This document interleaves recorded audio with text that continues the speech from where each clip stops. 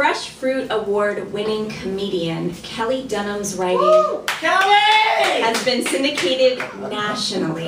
She's my friend. She is. She's received several vice versa awards and is regularly featured in Curve magazine and is the co-producer of Queer Memoir, a queer storytelling event based right here in New York City. Please welcome Kelli Dunham. She's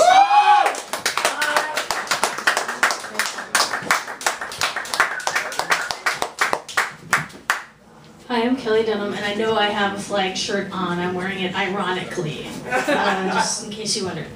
All right, so I recently got back, well, in May, I got back from a 7-city, 12-gig, 59-hour on the megabus trip through the rural South. all right. Wow. Dirty South. Right, because making bad ideas a reality is my gift. So you guys want to hear my piece of hate mail I got while I was traveling through the rural South? Yeah! Bring it. All right. So this was a Nashville gig, and I had, yeah, because Nashville's the rural South, right? So I had put an ad on Craigslist about the event, and it wasn't even a fucked up ad. You know how producers, we know how we do this, right? We put it in as a personal ad, like, hey, come to the Kelli Dunham show with me. But it's like, you know, actually you're just trying to get people to go to a show. I actually put it in the events page. I put it in the events page, and all it said was the subject line was LGBT and need to laugh. I didn't even use the word queer. And then just had the text of where the show was and all that. So anyway, so I got a response to that. Just the subject line was unchanged, LGBT and need to laugh. And the person said, stay the hell away from Nashville, Tennessee. I hate queers. Signed, Paul J. Mitchell. I thought it was nice that he included his middle initial. So I wrote back to him, and I said, Dear Mr. Mitchell, I am sorry to hear you hate queers. I get what you were saying. I totally hate Brussels sprouts.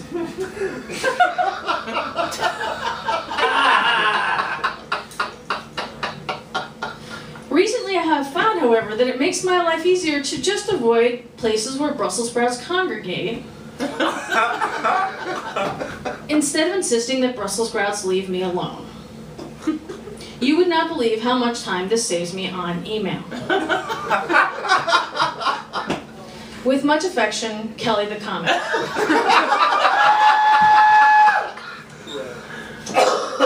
And then Paul J. Mitchell, he wrote back.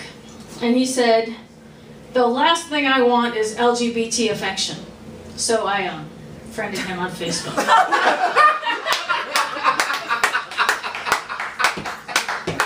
So now we're totally Facebook friends. Wait, but I said LGBT. Yeah, right? He actually said GLBT. He actually started it with the B, so it was BLT. But he had all the right letters, right? I'm like, dude, if you put a Q and an I on there, we know your family. You've at least been reading all our pamphlets. So I started out my tour. Okay, so I was riding the megabus. And apparently the further I went in the South, the younger and more masculine I became. Because we stopped somewhere in, right, I was totally taking up the ass by the time we got to Mississippi. Like I don't take it up the ass anyway. But so we were in Virginia, and we stopped somewhere in rural Virginia in the middle of in like 2 a.m. And I went out to get a Diet Mountain Dew. And I gave the guy at the front, you know, the cashier, my money, and he handed me back my change and a card for the runaway hotline. Wow. I know, right? You guys are like, was that outreach? I don't know. Should we laugh at that? We're not sure. That just seems scary. I don't die at the end of any of these stories, if you're worrying about that. That seems like that's a concern for people. You can tell because I'm still here. So, I don't know if can you guys tell that I have glitter in my hair? Can you guys tell? Can you see it a little bit? It's not even really glitter right now. Because there's like, everyone who performs at Pride, right? There's like 37 gigs this month, so I actually use glitter nail polish. But that's not what I usually use. I know Ariel is like, okay, you guys are like, no, that's not safe. I also don't dye of the glitter nail polish. Jesus. I don't know. Actually, I don't know how that said. Anyway, so usually I use glitter in my hair, right? And I do this for gay men because I want people to know that I'm not fabulous, right? I understand I'm like kind of a middle-aged, kind of dumpy-looking dyke, and it's for gay men, it's just like, hi, I have glitter, I may not be fabulous, but I'm trying. So, but I used to just use the what I would steal from drag queens, but I haven't actually performed with a drag queen lately, perhaps because I keep stealing their glitter. And so I just started buying it at the dollar store, which, you know, it just comes in a canister like that and you just shake it over your head. Well, I don't know if you guys just shake it over your head, but I just shake it over my head. What makes it extremely hard to get out at the end of the night. So I had a gig in Atlanta, you know, and covered with glitter in my hair, tried to get it out, but it was still all clinging to my scalp. And as I got on the bus on my way to Birmingham the next morning, and the whole thing about my trip through the South was I was like, anybody who asks me, I'm just going to give them an honest answer about what I'm doing, right? Because making bad ideas a reality is my gift. And so I get on the bus in Atlanta, and this woman next to me goes, "Are you a clown for children's parties?"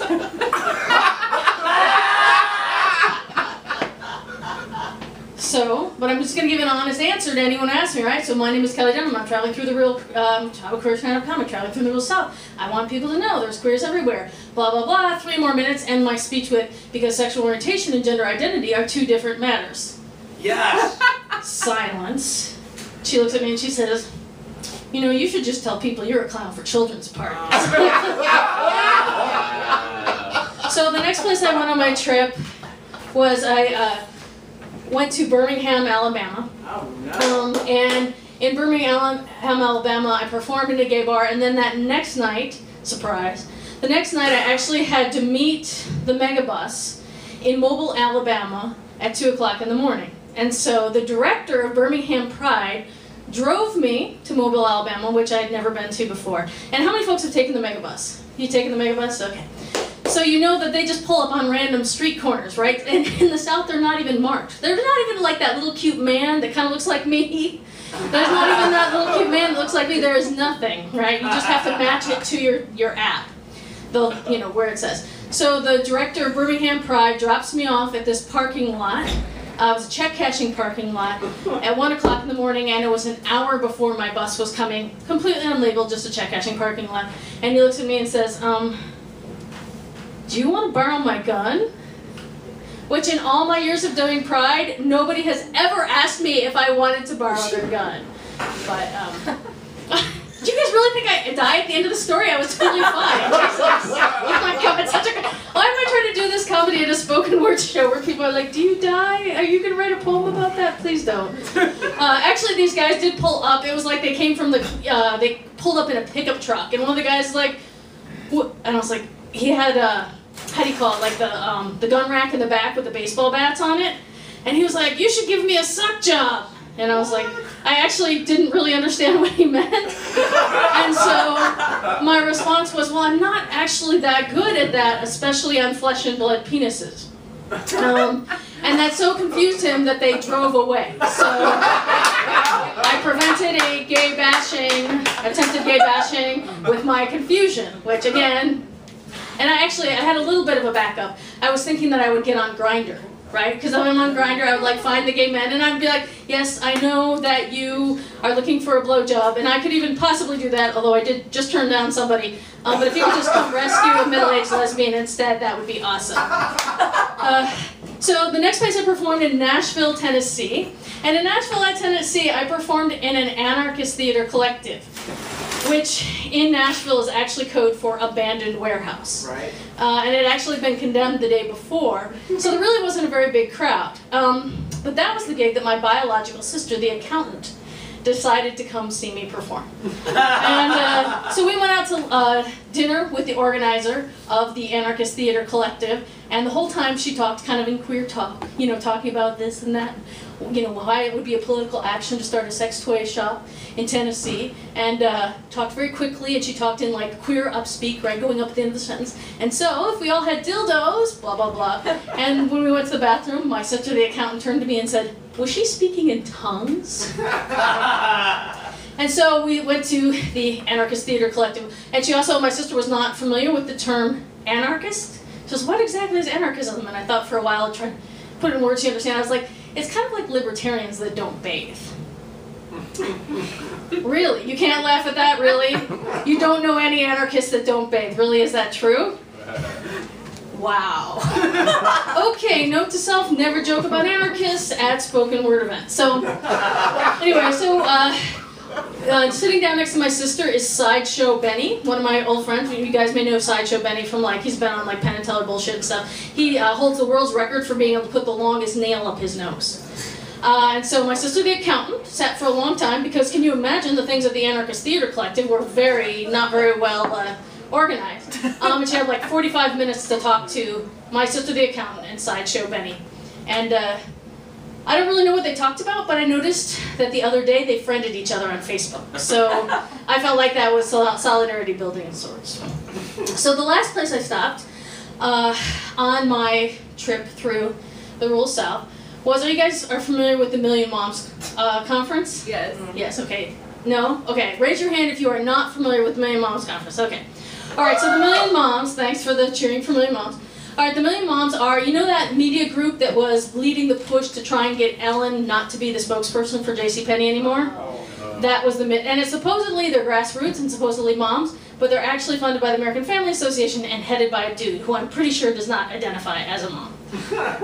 So anyway, so my mom, when I came out to her, ripped up my birth certificate and sent it to me, right? And I was like, wait, what? You couldn't rip up something with symbolic value? You had to rip up my actual fucking birth certificate? And wow. I was complaining about it to my therapist, and I guess it's not complaining actually if you talk to your therapist about it, and she was like, I was like, God, that was so passive aggressive, and she was like, no, Kelly, that was aggressive. And I was really worried, when I went to replace it, I was really worried, I had to go to the county clerk's office in Chicago, and I was like, oh man, they're not going to want to give me another birth certificate. And he just looks at the pieces and looks at me and looks at the pieces and looks at me, and he goes, he just stamps it, and he's like, we get a lot of people who look like you with birth certificates like that. And I was like, oh, thank you. So anyway, so my mom, over time, she started out that way, but over time, my mom's actually really she has called my partner's partner, even used the word wife when it wasn't appropriate, like somebody I just started dating. She has definitely come into it. She has, maybe evolved. So I figured that could happen to one mom, that could happen at the Million Moms conference. So I decided the best way to do that would be to volunteer at the Million Moms conference. And so I talked on the phone with Heather, the most enthusiastic person in the world, who's also the director of the volunteers for the Million Moms conference. And she said, Kelly, you're just so friendly and gregarious. We think you'd like you to be the greeter for the conference. How would that work? And I thought, how will that work? It'll be very interesting. That would be great. And I showed up at the conference, and there was Heather, the greeter, and it was like the volunteer meeting.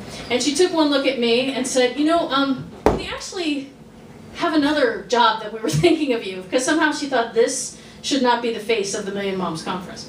So anyway, her idea, and I was even wearing, this is where the shirt comes in, right? Because I was like, what am I going to do? What am I going to wear to a Million Moms conference so I fit in, right? My mom's outfits from QVC, they don't fit me.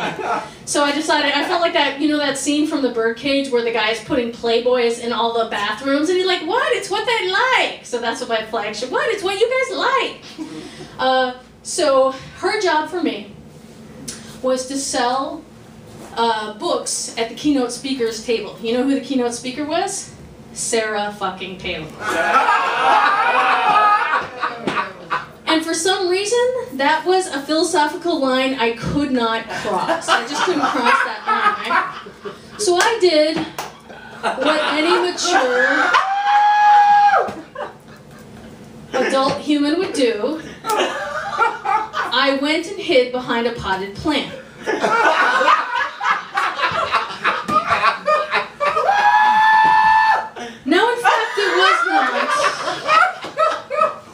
A very large potted plant, and I actually am a large person. So it wasn't even actually hiding me, it was only theoretically hiding me. So as I crouched for 45 minutes during the Million Moms conference volunteer meeting, I had a lot of time to think about my life. And it occurred to me that perhaps it was not going too well. But I I had bought a ticket for just this, just this in case. And so I went to the conference just as a civilian, and I did the whole thing where whenever anybody asked me what I was doing, I just gave them an honest answer. So this one woman was like, "Oh, could you give us your testimony?" And I was like, "Well, my name is Kelli Dunham. I'm a queer stand-up comic. I'm traveling through the rural South because I want people to know there are gays everywhere. Blah, blah, blah, blah, blah, blah. 3 more minutes because sexual orientation and gender identity are a completely different matter." Silence. And then she says, "So you're looking for Jesus then?"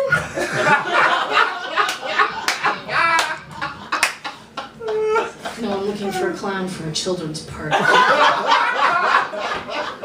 So anyway, the grand finale of the conference was the keynote speech by Sarah Palin. And the whole auditorium was full. It was full of these screaming women, right? And Sarah Palin walks on stage and they're all yelling, "We love you, Sarah! We love you!" It was like no homo was just kind of implied. And then she started speaking. And what is it about Sarah Palin? What is it about Sarah Palin? She's just so hot. Why is she so hot? That makes me crazy how hot Sarah Palin is, right? The whole time she was spouting her insanity, I was just thinking, if I could just if I could fist her just a little bit. I'm not even saying I would have to get my whole fist in there. I just feel like even 3 fingers would make a big difference for both of us. Yes. So Sarah Palin's talking. And, people are loving her, and I'm thinking about licking her legs. And then she just goes into this whole thing with, how she talks completely in sports analogies, like she talks about the ideal of the quarterback. Yeah. And then because she was in Alabama, she kept going on and on about, I know, I have short hair, I should know these things, right? But it's like football and baseball and basketball and this and a home run and a line drive. And I had no idea what she was talking about, and I thought, perhaps my life is not going so well, because I think we just confirmed that Sarah Palin is more butch than I am. Thank you very much. I'm Kelli Dunham.